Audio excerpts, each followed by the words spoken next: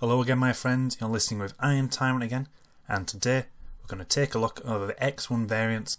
Now we've got a bit more info from the Q&As. So thanks to the Q&As we've had a few big points covered off. One of the big points was how does it compare with the Nox and Dragonfly? Well, if we look at the base X1, in rough terms it's going to sit between the Dragonfly and Nox in terms of speed.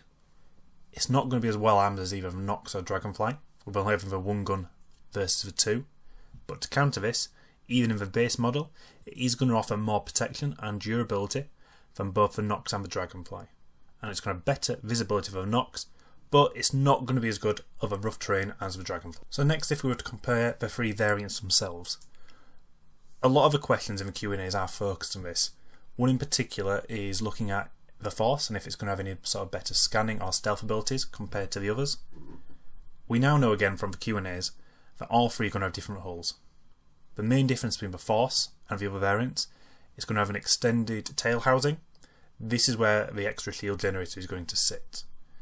We also now know that this shield generator is a defensive nature. So as with all the other current bikes on the market, it's not going to have any built-in life support. In terms of scanning though, it's not going to have any different abilities than the others. But what it can do, it's going to be able to perform better than the baseline version, thanks to having like C-grade components as standard. In terms of weaponry, we know the Force is going to come with a repeater as opposed to a cannon as on the baseline model. This again is just going to be down to playstyle, whether this is a plus or a con for yourself. If we carry on comparing the hulls of the X1s, we know with the Velocity it's not going to have any weapon hardpoints, but it is going to have a more lightweight hull, and it's also going to be fitted with competition C-grade loadout, giving it more like a racing focused outlook.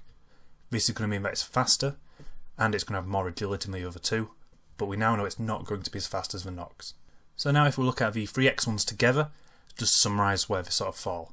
The X1 base is the jack of all trades. It's going to be more durable than the Velocity, but it's not going to be as durable as the Force. The Velocity is going to be the quickest out of all of them, but it's going to be also the most fragile.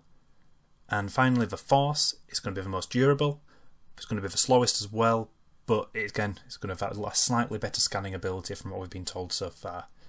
So quickly to cover off, the baseline, jack of all trades, it's going to sit in the middle in terms of durability and speed.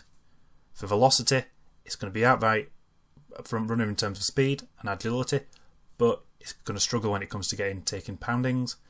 And finally the Force, it's going to be the tortoise, but it is going to be able to take that extra punishment thanks to its second shield. So if we double back and look at comparing the X1 again to its competitors' offerings, the Dragonfly and the Nox, this time one of the questions that was asked was comparing it in terms of racing, which is a fairly important one to myself because that's what I see bikes being quite good at and probably one of the better things to do in them. In terms of racing then, we've been told it's not going to be as quick as the Nox, but it is going to be faster than the Dragonfly. We know the Dragonfly is going to be better over rough terrain, and we've said it's going to be able to take shortcuts. So here, with them all hovering, it's going to be interesting what we're looking at here and what mechanics are going to be in play.